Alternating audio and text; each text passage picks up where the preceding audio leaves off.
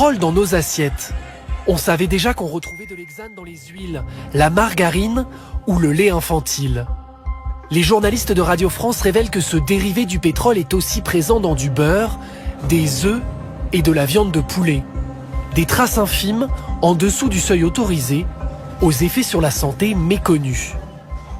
On est toujours dans des doses qui nous paraissent ultra fines, mais ce sont des doses qui perturbent le fonctionnement de nos cellules et donc le fonctionnement de tous nos systèmes, qu'ils soient nerveux, immunitaires, etc.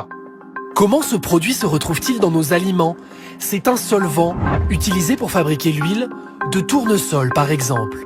Les graines sont broyées, on ajoute alors de l'hexane pour séparer l'huile du reste. Le mélange est ensuite chauffé. Une grande partie de l'hexane s'évapore mais des traces persistent dans l'huile.